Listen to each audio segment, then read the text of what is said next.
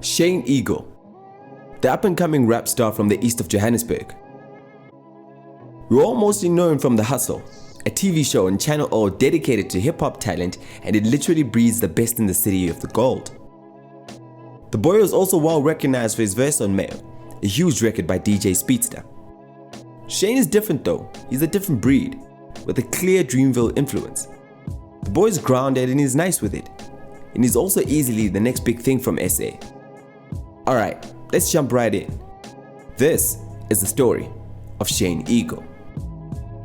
Shane Patrick Hugh was born in Rugby Ridge, Johannesburg on the 7th of June in 1996 to a father of Irish descent and a coloured mom. His parents went their separate ways though 5 years later in 2001. Shane was then split into two. He went to go live with his father in Kempton Park while attending predominantly white schools. In between, Shane would also visit his mother, who still resided in Rugby Ridge. The boy is a different story. Unlike others, he's mixed race, but seems to relate to his black side more than his white side. To be honest, in SA we see him as just straight up coloured, and I think he's cool with that. You remember Julia, that dope conscious record he made? He said if you're not black, you don't understand the struggle the same. So yeah, I think he identifies black for sure. Anyway, so Shane's path has always been paved. He started rapping while he was young and made his first record at the tender age of 13. Shane was young and wanted to get on, so he quickly linked with a cat in Alex that was the guy with the studio. You know, around every hood there's that one guy that's really good at this thing. Yep, Shane went straight for him. So as always, Oaks didn't really believe he could really bring it, but he did. From those early moments, Shane knew that was it. Music was his destiny. He continued to work on his craft and push boundaries. His early influences were the like of J. Cole, and you can hear it in the music. He's also gone to say that Meek Mill happens to be his favorite rapper of all time. Shane did say though that his favorite international act of all time was Brenda Fassie, an iconic legend worldwide from SA. Rest in peace, ma'am. So let's fast forward a little, and Shane finds himself fresh out of high school. He decides to enter The Hustle, a South African TV show, basically a season-long rap battle. The judges were tough, the toughest in the game. In the right corner, one of the greatest to ever do it, aka Keenan Forbes, and on the left, Cooley F in China. Shane had a rough start in the competition, but eventually he made it to top 4. I think he might have been slightly shook. The stage was the biggest ever for him, and it might have been very obvious very early that he wasn't necessarily a favorite from get-go. I don't know, that's just my sense. You see, Shane was dope. I think he deserved top 4. Maybe if he won it, we wouldn't have the Shane Eagle that we have today. So back to the show and the minor politics. A lot of viewers of the show felt like Keenan was too hard on Shane, or he didn't want Shane to win, etc. To be honest, people always have something to say about AKA. He gets the people talking, and that's why he makes good TV, and that's why they hired him on the show. The really dope thing though is that Shane's mate that featured on his debut record Way Up, Big Star Johnson, went on to win that season. What a guy. Take nothing away from Shane though, he's touring overseas, and take nothing away from Big Star either. He dropped one of my favorite albums of 2018. Anyway, Shane has some accolades up his sleeve. He was one of the local opening acts for J. Cole when he was down here for Cast the Light, a culture concert which is crazy big considering that this is the same person he used to grow up listening to, and now he happens to share the same stage. Big up Shane. It doesn't stop there. His big tune with Big Star that he dropped in the tail end of 2015 performed very well on culture radio stations like YFM, 5 and 947. Shane was also featured on DJ Switch's record Now or Never. Now, if you featured on that record, that means you are highly regarded as a lyricist. On the song, he was alongside Questa, Proverb and Reason. This was produced by Ganja Beats, legendary duo from the country. Something a lot of people don't know about Shane though is that he was signed to JR. Yep, the Make the Circle Bigger JR. For those that don't know, Jay is a tycoon. He's really big. Bigger than what you think, but we'll get into his story very soon. Now back to Shane. So he's with Jay and they had some disagreements, clearly. Dre dropped a couple subliminals on Twitter and so did Shane. It's a really weird situation though. You wouldn't think that Jay is signing oaths as a normal citizen.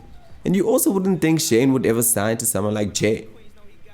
Also, AKA is pretty close to Jay, but he didn't look like he felt Shane that much on the show. Anyway, that deal with Feel Good Music stood for less than a year and it was over. Well, we thought it was. Months go by and according to AKA, Shane really wanted to play the album for Keenan. You know, for some advice, some direction, etc. I honestly don't think that Shane was trying to get a feature or something, even though many assume this. Apparently AKA didn't really mess with the album and yeah, that was that. He was just honest about it. Crazy, right? You a youngin' and you drive to OG's house only for him to not mess with your stuff like the whole thing? Looking back, I don't know. Maybe AKA didn't hear the same yellow that we heard. Cause that stuff is really dope, man. All in all, it's crazy. I'd be so hurt. You know, music is personal. Shane took no mind to it though. He continued to move like he didn't hear a single thing that AKA said and finally dropped the album. The album had a straight jab at AKA. Shane said your favorite rapper is a pop star, darling, referring to AKA straight up.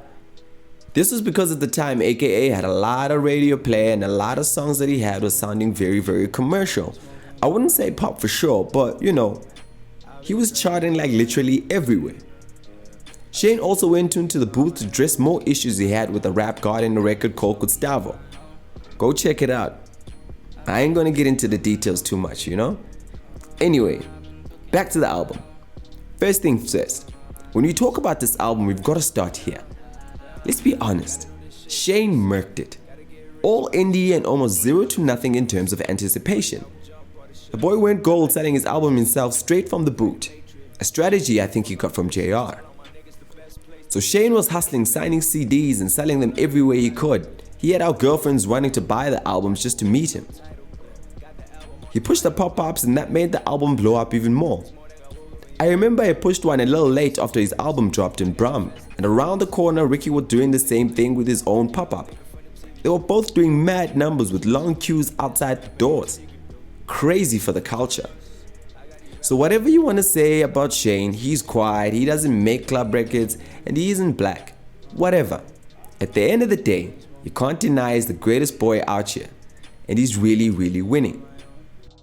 2018 and 2019 were 2 big years for him. He's been even doing bigger things touring with Bass. All over the world, bro. If you don't know Bass, he's big. He's signed to Dreamville, J. Cole's record stable that houses the likes of Earth Gang, JID, etc. And soon Shane Eagle. Shane even has a record out with Bass that will eventually catch someone's attention at Dreamville. To add, the video is out and is clean. Actually, let me call it. Shane has the cleanest videos out here in SA. Don't at me. Well, I guess you can if you will. Alright, that's that. Shane is on his way up. It's gonna be crazy. Watch out for the boy for real. All the best, Shane. You're a mega star, bro. Don't let anyone ever tell you otherwise.